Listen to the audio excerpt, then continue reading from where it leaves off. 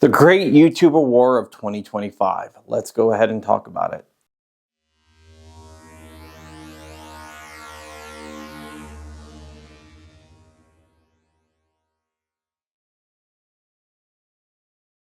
What's up, Wolverines? Welcome back to the channel. My name is John Crump, and this is John Crump News. I'm an investigative journalist, and on this channel, we talk about the news. I also write for Amazon.com, so you can go check me out over there. If you can do me a big favor, like, comment, and subscribe.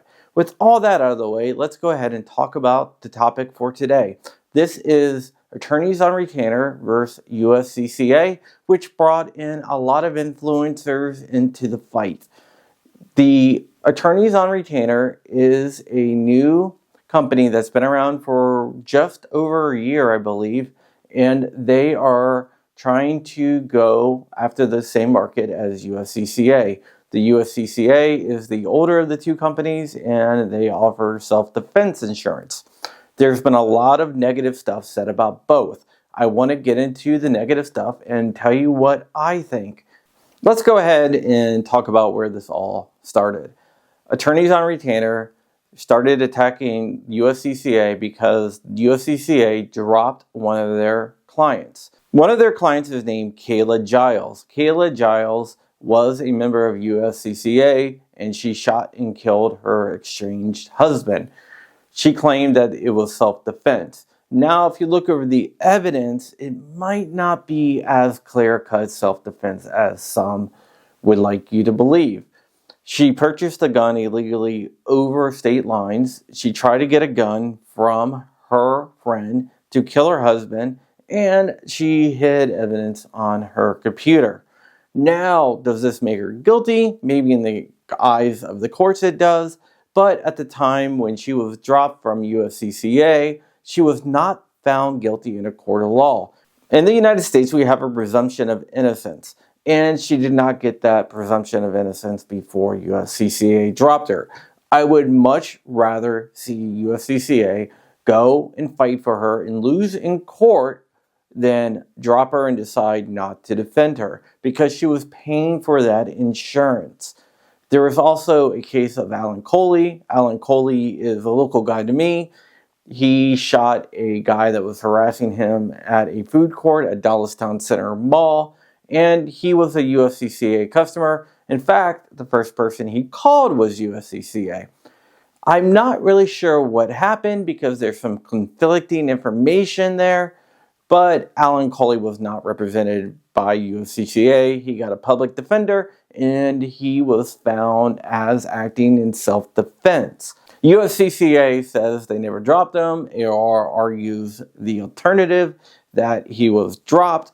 But until Mr. Colie speaks up, we just don't know. In fact, he did speak up and he said that USCCA didn't drop him, but that might have something to do with USCCA defending him on his appeal. You see, he was found guilty of discharging a firearm in a mall, and the USCCA is defending him on that appeal. Did they drop him, and when they got bad press, they came back to help him? I don't know. And AOR does not know either. They are making assumptions. Their assumptions might be actually on the money, but I cannot say that for sure. Now, let's go ahead and look at AOR and the controversy around them. AOR is ran by a guy named Mark Victor. Mark Victor ran for Congress in 2022, where he had some questionable stances on gun rights. He believed that HOAs should be able to ban guns. He also advocated for mandatory training and letting the community decide what they want to do.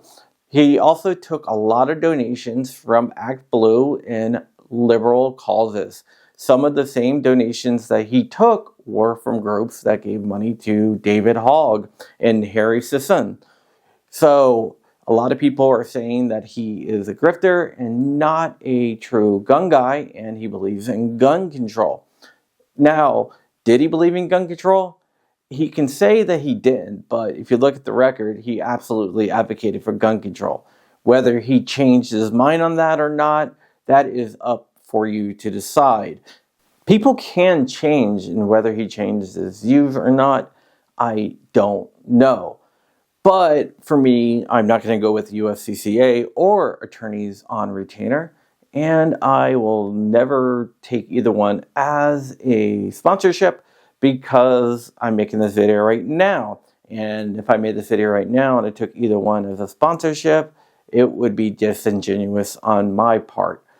What I want you to know is that before you go with any type of concealed carry insurance or programs, whether they are returnees on retainer or USCCA or second call defense, CCW safe, or any of the other organizations out there, you review their contracts and you pick the one that you like. Don't listen to people like me or other people who tell you what you should do. I might tell you which one I think is best, but the final decision is going to be up to you.